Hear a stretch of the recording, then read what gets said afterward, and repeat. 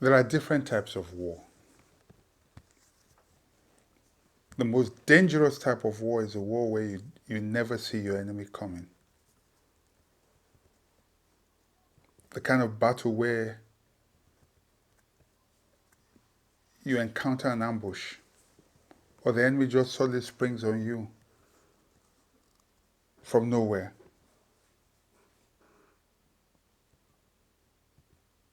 We are in the greatest war, if you like, of the century or of all times. The war against COVID-19. Now, it doesn't matter who caused it. It doesn't matter what the source is, whether it's biological, it is 5G, as people that say, whatever. That's not what is of concern to me right now. What is of concern to me is the very nature of this warfare. The dangerous thing about this war that we're confronted with right now is you don't see the enemy coming. The weapons are carried by sometimes the people that are closest to you. The weapons of this warfare are invisible. The weapons of this warfare are deadly. And the interesting thing about this warfare is if nothing moves, it doesn't move. But as long as you move or there's movement, then the weapons of this warfare move. People are dying all over the world today. Governments, a lot of governments are confused. And so I'm going to address governments and I'm going to address us as individuals. And before I do that, I want to salute our frontliners, all the medical personnel that have put their lives on the line in the front line of this battle. They are the soldiers of this war, and they've been very courageous, and I say to them, God bless you, God keep you, and God protect you.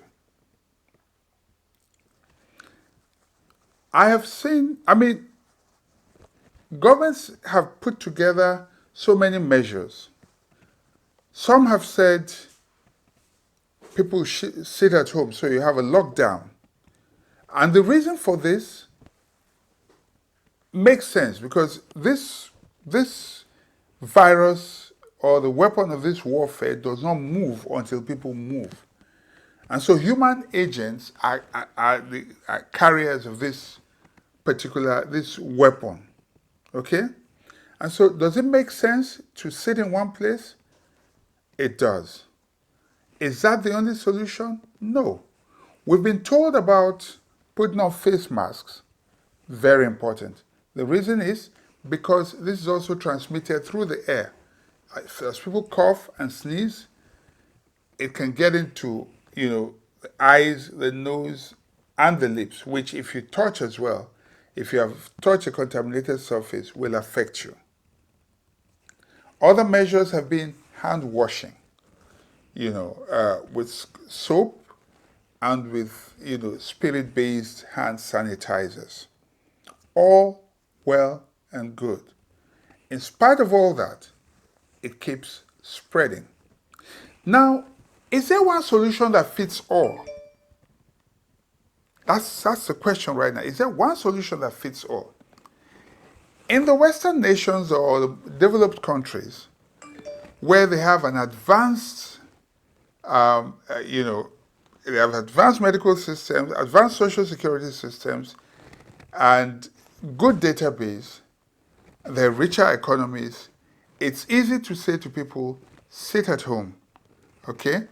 And, with the technological advancement, some work to a very large extent can still go on and people can still earn a living within reason. Okay? How can that solution work in a country in the underdeveloped countries, for instance, where people live so many in one room? The level of poverty is very high, and not just that, people live from hand to mouth, literally, which means that every day, they earn. If they don't earn a living, then they're done. I mean, in the poorest of poor countries, the people live under $2 a day, and so if you don't go out, you don't earn it. I mean, you can't be talking about saving for people like that because they have large families and they don't have any money. Now, how do you take care of people, vulnerable people like that, in places where you don't have, what do you call it, adequate data, you don't have proper social security system, and the country is poor? Now, we have seen enforcement, if you like, brutal enforcement by law enforcement agencies in those countries.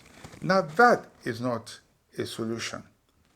What do you do in a situation like that? First, for people living in countries like that, what I would recommend is it's important to not to move unless you have to. And I'll tell you what to do or what we should do as well if, if for instance, you can't go out and you must earn a living. But the thing is, it's better to be alive because this enemy could be anybody.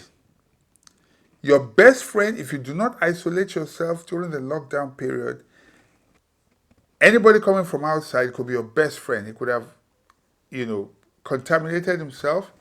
He comes in, he gives it to you, and he wipes out your family. Which is why you must exercise every caution. You can only talk about rights, talk about food, talk about jobs when you are alive. Okay? So it's important, to observe those lockdowns. But what I found out in countries like my country, Nigeria, for instance, is some state governors are playing politics. I was disappointed when my president did not declare a general, lockdown. He just said to do that in 3 states. If we had done that for 2 straight weeks instead of picking 3 states, and we had locked down so there's no movement, within those 2 weeks, or at most with the second extension, 4 weeks, people with the disease would have broken down, come down with it. It would have been easy to know who has it. Transmission would have been considerably reduced. Okay? And those who have it will be identified and, treatment would have been, where medical personnel would have known how to deal with it very, very easily. But where you just pick certain areas and leave out other areas, it becomes difficult because people move. And remember I said if you don't move, the disease, or if you like, the virus doesn't move. In a place like the third world countries, for instance, where people must survive, what I would recommend is more government spending. And what do I mean? If you do not stimulate the economy, you will create problems. And where do you spend money? You need to create jobs. Yes, you can create new opportunities. Making face masks, for instance, and government should buy from people who make them. Make it compulsory for everyone to put it so they can move. If everyone puts on face masks and they move around with sanitizers, you create new businesses for the face masks, along the value chain, for people who are selling the fabrics, you're selling for the distributors, for the people who are hawking it. You would have created, along the value chain, you would have created a whole new set of jobs. In the process, you would have also protected people because the move of the face mask, those who are infected will not infect those who are not. Okay? Those who are free from it will be protected from those who are infected. Now, apart from this, if you have to create incentives for the pharmaceutical companies to research and create drugs, yes, granted, you need time, you need to test drugs, you need to test vaccines and all of that, but whatever it is, do it to create opportunities, for these pharmaceutical companies to increase capacity, even if it is to deal with the underlying conditions that often lead to death. Okay? So the pharmaceutical companies.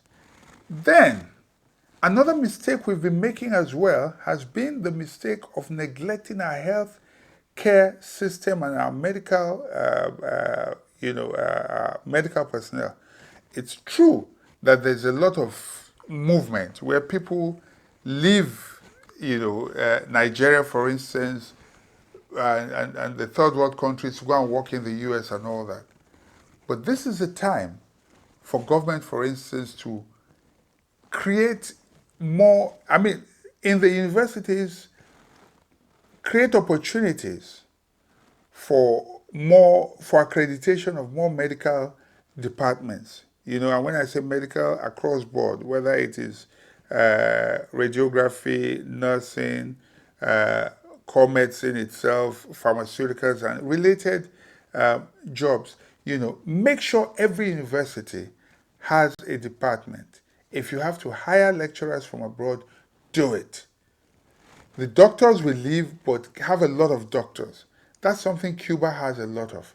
Make it a priority. Education and health. And so you will not be caught pants down like we are right now, struggling with the health system. And if we had, in any case, taken care of a lot of our top people, can't go to other countries right now because they're battling the same problems themselves. Time was when if they had headache, they would just travel abroad. Not anymore.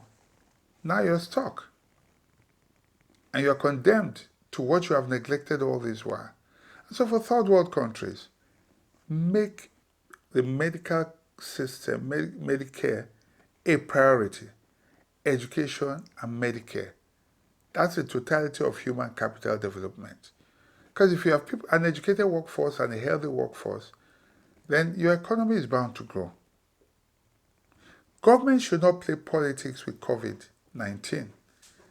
I see a lot of people, political leaders who do have the strong will to say what should be done. If you need for people to sit at home, say so, but create palliatives. Or else, do the option that I have said. Create jobs through making of face masks and other protective gear. People are saying sanitizers and all that. And let people be able to move. And what you can enforce is the discipline of this new fashion, if you like. And public awareness. Spend money on public awareness.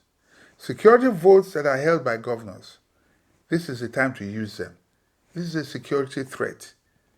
Use your security votes to fight this pandemic. Okay? Don't think that you are free from it. You don't know who is going to... if you don't do it, if you don't nip this in the bud, your best friend, your child, might just bring it into your home and you could be infected. And the sad thing about this is there are no guarantees. Pray not to have it, because if you have it, chances of survival, 50-50. You might make it, you might not. It doesn't matter whether you're rich or poor. It doesn't matter whether you own a ventilator or not. We've seen people without it and they survived, and we've seen people who had the best of care in intensive care unit and they died. And so it's important that we do everything to make sure that proper social distancing is maintained. We train people to do that. There's awareness about washing of hands. Face masks are made compulsory. And then don't tie people down unnecessarily if they don't have any means of livelihood. educate them, enlighten them, show them the dangers. I mean, HIV was just as scary. But when people started seeing people dying, and we started seeing images on television and on social media, and people were told about what to do using condoms, abstinence, and being faithful to one partner, it contained it. And so awareness is critical. Public enlightenment is critical in this fight. It's something that we have to do. And so government has a responsibility to ensure that people don't die of hunger because they're running away and because you're trying to enforce strict guidelines on COVID. If you don't give people an alternative, you cannot stop them. If you don't create palliatives that are workable, you cannot stop them. And once they go out there without proper enlightenment, without proper education, no government can contain, what is going to happen. We've seen it happen in Italy. We saw the situation in China, even if we didn't get the full picture. We've seen it happening in the US right now. God forbid that it should happen in Africa. We're not seeing the numbers yet, or might yet see it. It's not too late. Let's do the right thing and let's save our people. And so I want to say to you, if you've not subscribed to this channel, please subscribe. Hit the subscribe button down below. Leave your comments on this issue and let's talk about it. And, we'll continue to engage, on this while this crisis is on, that I hope will be over very soon.